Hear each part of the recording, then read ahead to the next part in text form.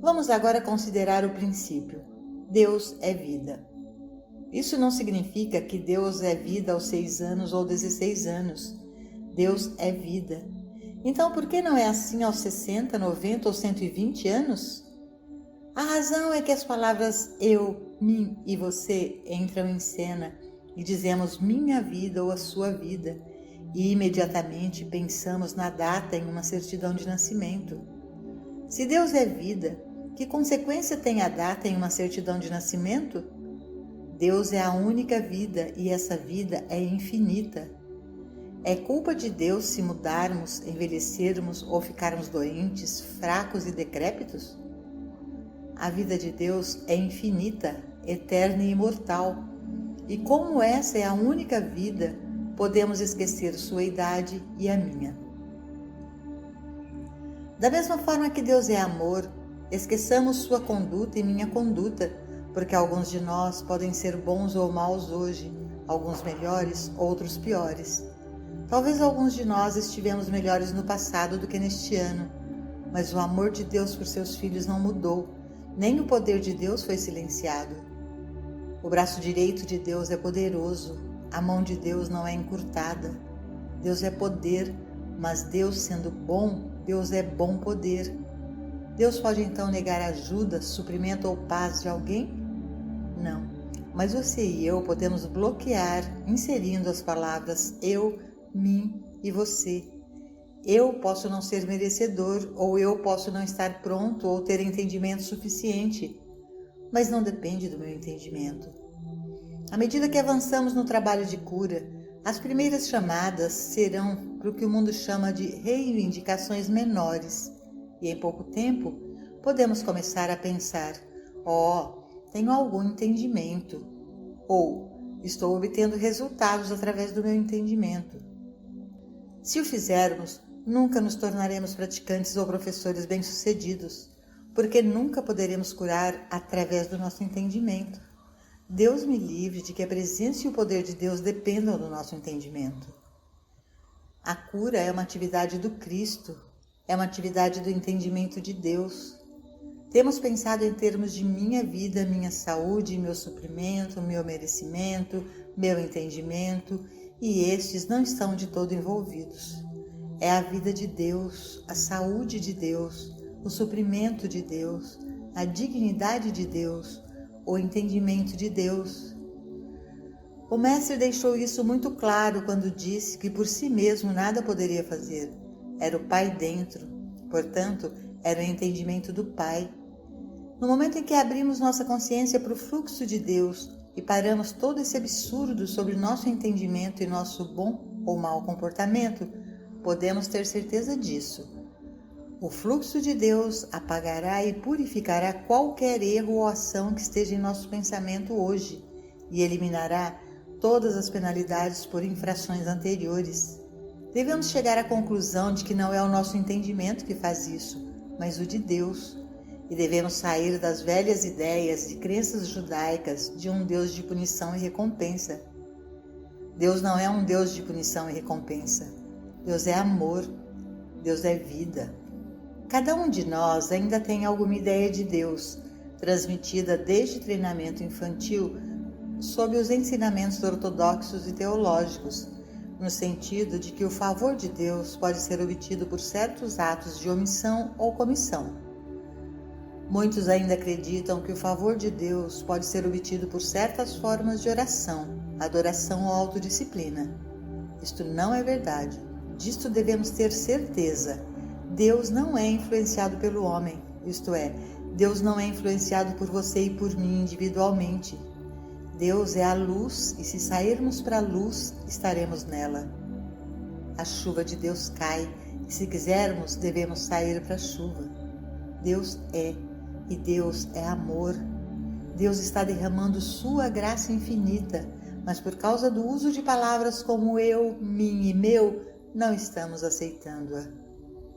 Devemos abandonar essa crença de que desempenhamos um papel na obtenção do amor de Deus, da graça de Deus ou da dádiva de Deus, e lembrar que a única parte que desempenhamos é aceitá-los, abrindo nossa consciência para recebê-los. Os escritos do caminho infinito contêm centenas de verdades, mas na verdade há apenas uma verdade que devemos conhecer. Esta verdade é a natureza de Deus. Medite neste único pensamento. O que é Deus? Qual é a natureza de Deus? Qual é o caráter de Deus? Quais são as qualidades de Deus? Qual é o Deus verdadeiro? Não o Deus que fomos ensinados a adorar quando crianças ou que adoramos por ignorância. Tente esvaziar os recipientes que já estão cheios, porque eles não podem ser enchidos com o vinho novo. Mesmo se você tiver 70 anos, esvazie seus antigos conceitos errôneos e esteja disposto a começar tudo de novo, com a admissão de que você não conhece a Deus, ou você estaria mostrando mais da graça de Deus. Esqueça tudo o que você pensou ou aprendeu sobre Deus e comece de novo com esta pergunta: o que é Deus?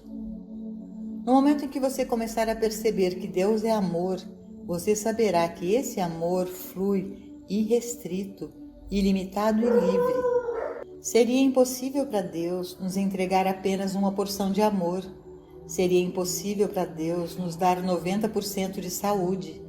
E seria impossível para Deus nos conceder 60, 70 ou 80 anos de vida, embora seja verdade que estamos apenas demonstrando uma pequena porção do amor e suprimento, e apenas 60, 70 ou 80 anos de vida e força.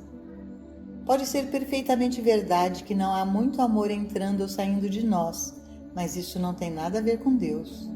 Tem a ver com a falsa crença de que, se apenas pudermos encontrar a fórmula mágica, de alguma forma podemos iniciar o bom fluir de Deus, ou que por alguma razão interrompemos o bem de Deus. Não é fantástico acreditar que devemos viver 60, 70 ou 80 anos com boa saúde e força, quando a única vida que temos é Deus, e a vida de Deus é infinita e não depende do que fazemos sobre ela? A vida depende da capacidade de Deus de manter sua própria vida imortal, eternamente e infinitamente.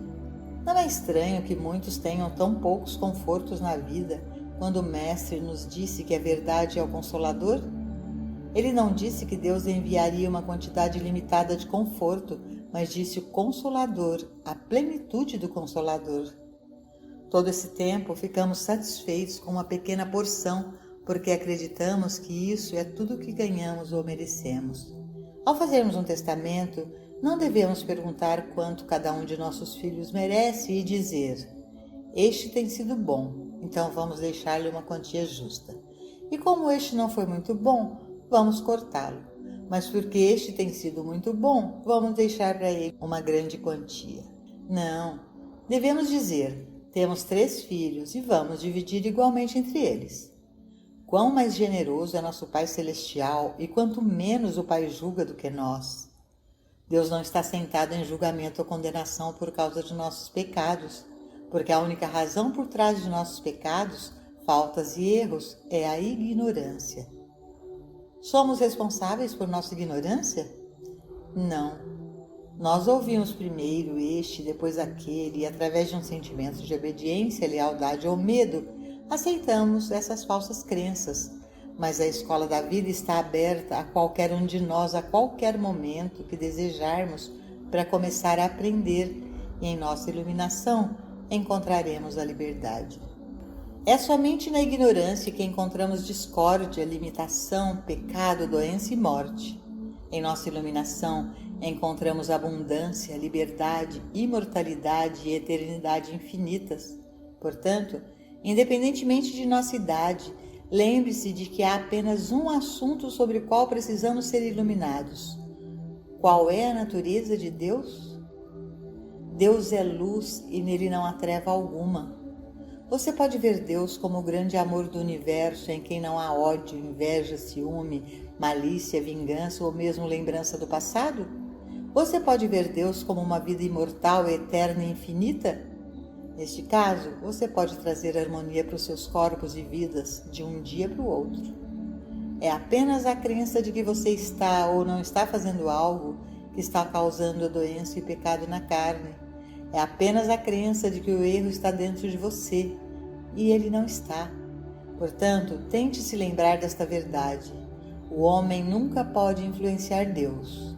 Deus é totalmente bom e a graça de Deus dura para sempre.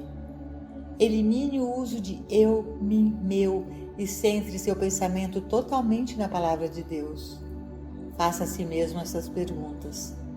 Deus está retendo algo bom? Deus pode reter?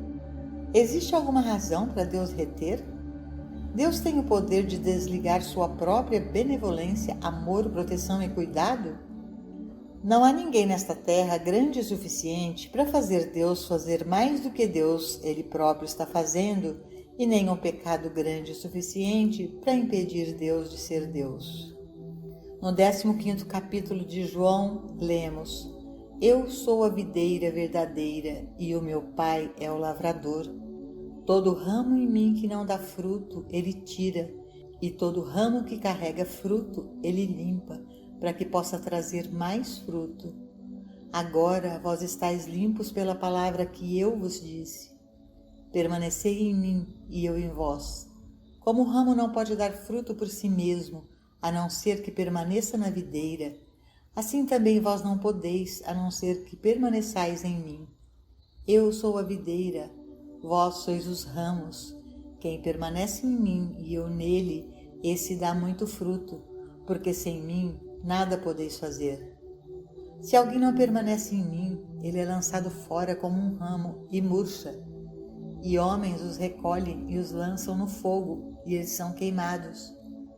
Se vós permanecerdes em mim, e as minhas palavras permanecerem em vós, pedireis o que quiserdes, e vos será feito. Nisto é glorificado meu Pai, que deis muito fruto, e assim sereis meus discípulos. Como o Pai me amou, assim também eu vos amei. Permanecei no meu amor. Se vós guardardes os meus mandamentos, permanecereis no meu amor, do mesmo modo como eu tenho guardado os mandamentos de meu Pai e permaneço no seu amor. Estas coisas vos tenho dito para que a minha alegria permaneça em vós e para que a vossa alegria seja completa. Este é o meu mandamento, que vos ameis uns aos outros, assim como eu vos amei. João 15, 1-12.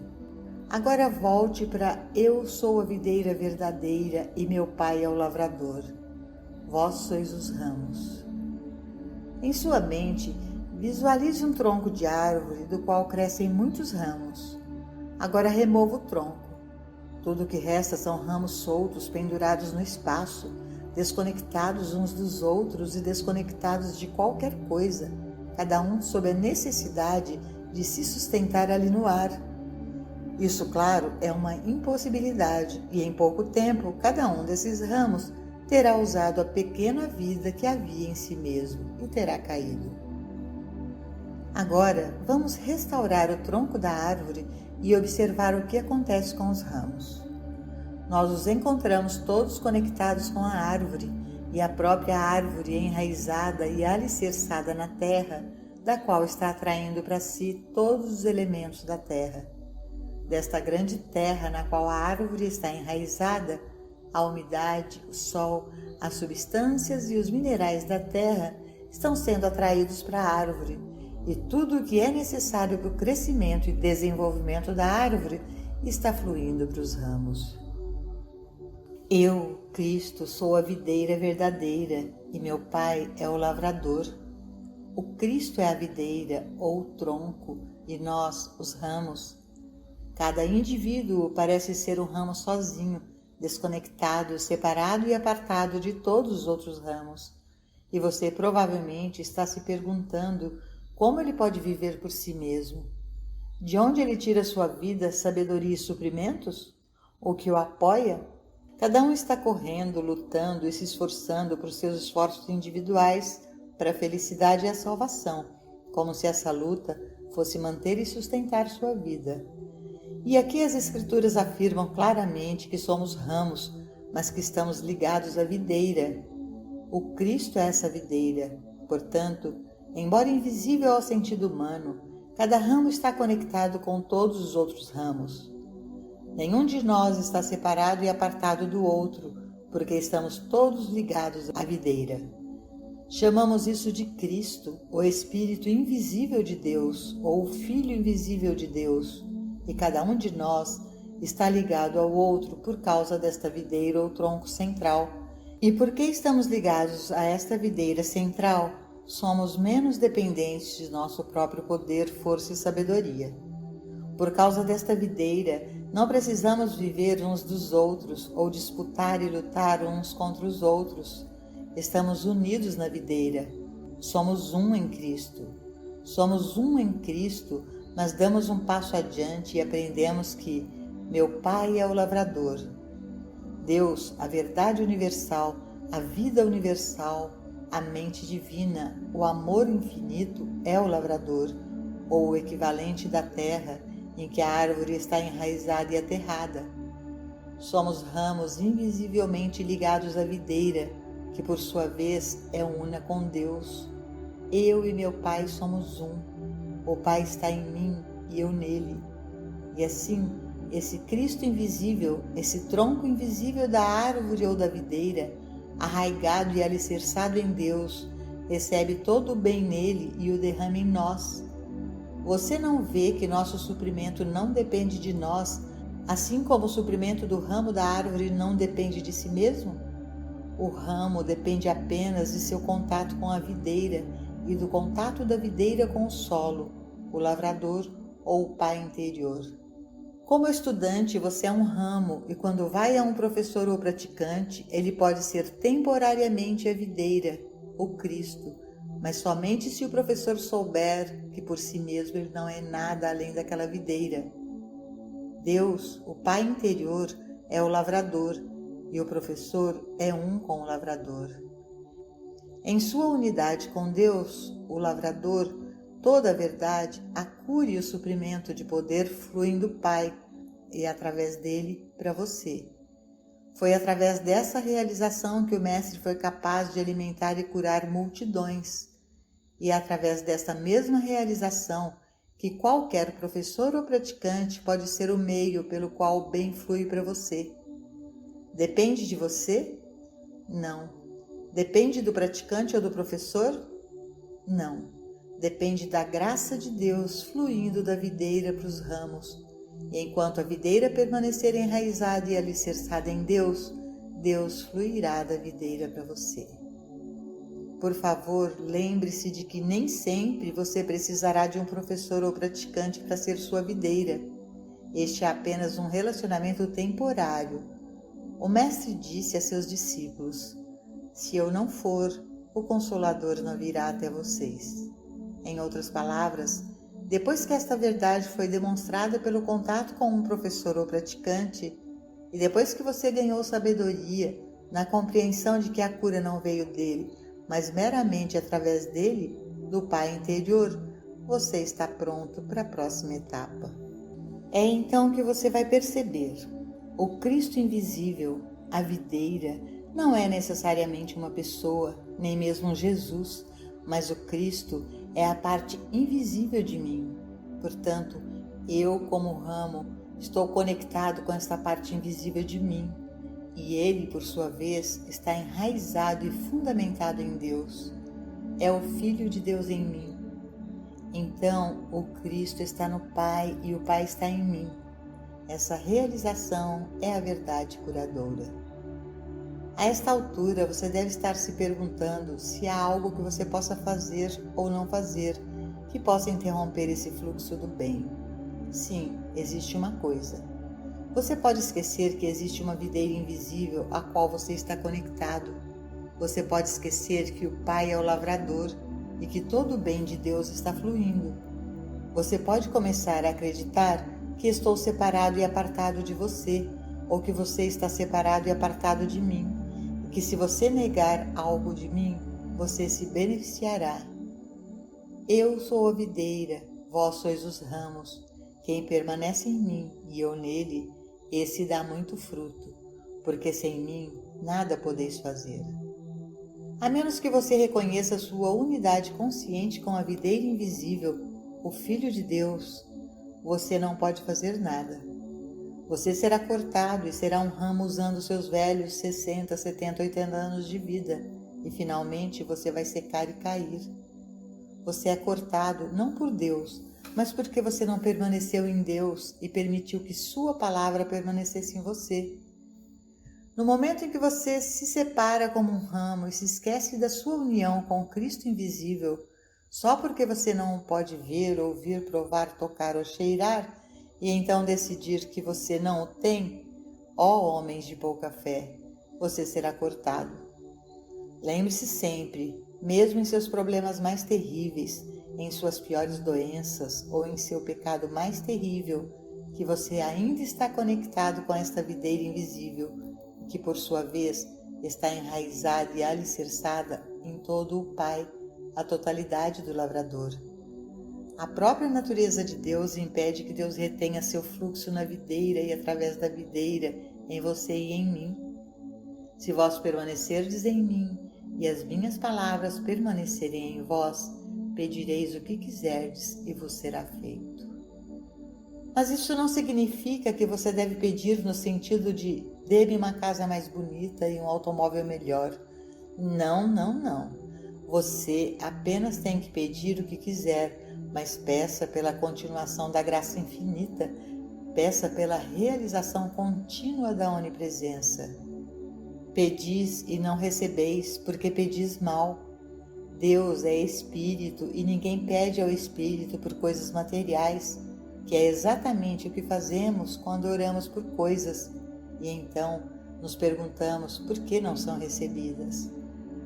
É então que alguém pode dizer: bem, você não vai à igreja com muita frequência, não é muito gentil ou misericordioso e não lava seus pratos ao meio-dia. Então você realmente não merece muito.